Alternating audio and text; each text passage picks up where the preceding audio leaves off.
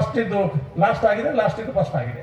ಸುರುವಿಗೆ ಮಕ್ಕಳು ವಿದ್ಯಾವಂತರಾಗಬೇಕು, ವಿದ್ವಾಂಸರಾಗಬೇಕು, ಮೋರಲ್ ವ್ಯಾಲ್ಯೂಸ್ಗಳನ್ನು ತುಂಬಿಕೊಡಬೇಕು ಶರೀರಕ್ಕೆ, ಮಾನವ ಮೌಲ್ಯಗಳನ್ನ. ಆ ಮುಖಾಂತರ ಅವರು ಜ್ಞಾನಿಗಳಾದಾಗ ನಾನು ಹೇಗೆ ಸ್ಥಿತಿವಂತನಾಗಬೇಕು, ಉದ್ಯೋಗಸ್ಥನಾಗಬೇಕು, ಇದೆಲ್ಲ ನಾರಾಯಣ ಗುರುಗಳಿಗೆ ಗೊತ್ತಿತ್ತು. ನಾರಾಯಣ ಗುರುಗಳು ದೊಡ್ಡ ಸನಾತನ್ ಅಂತ ಹೇಳಿದ್ರೆ ಸ್ವಾಮಿಗಳು ಬಿಜೆಪಿ ಪರ ಇದ್ದಾರೆ ಅಂತ ಹೇಳ್ಬೋದು. ಅದೇ ಕನ್ವರ್ಟ್ ಆಗಿ ಸಂವಿಧಾನ ಕಾನೂನೆಲ್ಲ ಆಯಿತು. ಸಂವಿಧಾನವನ್ನು ಕಡ್ಡಾಯವಾಗಿ ನೀವು ಪಾಲಿಸಬೇಕು, ಎಲ್ಲರೂ ಪಾಲಿಸಬೇಕು. ಅದು ನಮ್ಮ ಲೌಕಿಕ ವಿಚಾರಕ್ಕೆ ಪಾಲಿಸಿದರೆ ವಕೀಲ ಬಿಡುದಿಲ್ಲ, ಕಾನೂನು ಬಿಡುದಿಲ್ಲ, ಕೋರ್ಟ್ ಬಿಡುದಿಲ್ಲ, ಸರ್ಕಾರ ಬಿಡುದಿಲ್ಲ.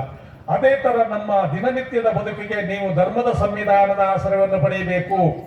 ಎಲ್ಲವೂ ಧರ್ಮಾಧಾರಿತವಾಗಿದೆ ನಮ್ಮ ಬದುಕು. ಅದು ಋಷಿ ಧರ್ಮ, ಶಿಷ್ಯ ಧರ್ಮ, ಪತಿ ಧರ್ಮ, ಸತಿ ಧರ್ಮ, ಎಲ್ಲವೂ ಧರ್ಮ ಎಂಬ ಶಬ್ದದ ಅಡಿಯಲ್ಲಿ ಬರ್ತದೆ. ಹಾಗೆ ಪಾಲಿಸಿಕೊಂಡು ಹೋದಾಗ ಮಾತ್ರ ನಮ್ಮ ಬದುಕನ್ನು ಹಸನಾಗಿ ಮಾಡಲಿಕ್ಕೆ ಸಾಧ್ಯ ಇದೆ. ಹಾಗೆ ಜ್ಞಾನ ಯೋಗ ಋಷಿಮುನಿಗಳಿಗೆ ಬಿಟ್ಟದ್ದು ಕಬ್ಬಿಣದ ಕಡಲೆ, ನಿದ್ರೆಗನನ್ನು ಬಿಟ್ಟು ಎಲ್ಲರನ್ನು ಬಿಟ್ಟು ಸದಾ ಅನುಷ್ಠಾನ ಮಾಡ್ತಾ ಇದ್ದೇವೆ. ನಾವೊಂದು 40 ವರ್ಷದಿಂದ ಮಾಡಿದ್ದೇವೆ, ಈಗಲೂ ಅದರಲ್ಲಿ ವಿದ್ಯಾರ್ಥಿ ಅಂತ ಹೇಳಬಲ್ಲೆ. ಮತ್ತೆ ನಿಮ್ಮ ರಾಜಯೋಗ ಅದನ್ನು ನಾನು ಹೇಳಿದೆ. ಆಚೆ ಹೋದರೆ ನಿಮಗೆ ಸುಲಭವಾಗಿ ಇರ್ತಕ್ಕಂಥ ಕರ್ಮಯೋಗ ಮತ್ತೆ ಭಕ್ತಿ ಯೋಗ. ದುಡ್ಡು ಇಲ್ಲ, ನಾನು ಫಕೀರ. ರಾಮಪ್ಪಣ್ಣಾದ್ರೂ ಸ್ವಲ್ಪ ಕುಬೇರ, ಲಕ್ಷ್ಮಿ ಅವನು ಸುತ್ತಮುತ್ತ ತಿರುಗ್ತಾ ಇದ್ದಾಳೆ ಅಮ್ಮ, ಅವನು ಇನ್ನೂ ಕುಬೇರನಾಗಿ ಜನ ಕಲ್ಯಾಣ ಮಾಡಲಿ ರಾಜಯೋಗಿ ರಾಮಪ್ಪಣ್ಣ ಅಂತ ಹೇಳುದು. ನಾನಂತೂ ಫಕೀರ. ಅಂದ್ರೆ ನಾವು ಧರ್ಮ ಬೋಧಿಸಿಕೊಂಡು ಹಿಂದೆ ಅನೇಕ ಜನ ಯಾರು ಫಕೀರರು ಅಥವಾ ದೊಡ್ಡ ದೊಡ್ಡ ಚಿಂತಕರಿದ್ರು. ವಿನೋಬಾ ಭಾವೆ ಅಂತ ಇದ್ರು, ಕೇಳಿರ್ಬೋದು. ಈಗ ಭೀಮಣ್ಣನಲ್ಲಿ ಒಂದು 200 ಎಕರೆ ಜಾಗ ಇದ್ರೆ ಭೀಮಣ್ಣ ನನಗೆ ಒಂದು 50 ಎಕರೆ ಕೊಡು, ದಾನ ಕೊಡು ಅಂತ ಹೇಳಿದ್ರು. ಆಮೇಲೆ ಎಲ್ಲ ಅವರಿಗೆ ಒಂದು 25 ಸಂಚು ಈ ಅಳತಾದ ಬಟ್ಟೆ ಚೇಂಜ್ ಮಾಡಿದೆ. ಎಲ್ಲರೂ ಗೊತ್ತಿದೆ. ಸಾಯುವುದೆಂದರೆ ಇಲ್ಲಿರುವಂತಹ ಪ್ರಾಣ ಶಕ್ತಿ ಹೊರಗೆ ಹೋಗುದು. ನಮ್ಮ ಶರೀರ ಹೇಗೆ ಅಸ್ತಿತ್ವವನ್ನು ಪಡೆದಿದೆ ಗೊತ್ತುಂಟಾ? ಇಲ್ಲಿರುವಂತಹ ಪ್ರಾಣ ಶಕ್ತಿಗೆ ವಾಯು ಅಂತ ಹೇಳ್ತೇವೆ. ಅದು ಒಳಗೆ ಹೋದ ಕೂಡಲೇ ಪ್ರಾಣ ಅಂತ ವಿಂಗಡಿಸಲ್ಪಡ್ತದೆ. ಅದನ್ನು ಪುರೋಹಿತರು ಹೇಳ್ತಾರೆ, ಪ್ರಾಣ, ಅಪಾನ, ಸಮಾನ, ಉದಾನ, ವ್ಯಾನ ಅಂತ. ಅದು ನಿಮಗೆ ಸ್ವಲ್ಪ ಗೊತ್ತಿರಬೇಕು. ಪ್ರಾಣ ಶಕ್ತಿಯು ನಮ್ಮ ಜೀರ್ಣಾಂಗದ ಕೆಲಸವನ್ನು ಮಾಡ್ತದೆ, ಸೀದಾ ಒಳಗೆ ಹೋಗಿ ಉಂಟಲ್ವಾ. ಆಮೇಲೆ ಅಪಾನ ವಾಯು ವಿಸರ್ಜಾಂಗದ ಕೆಲಸವನ್ನು ಮಾಡ್ತದೆ.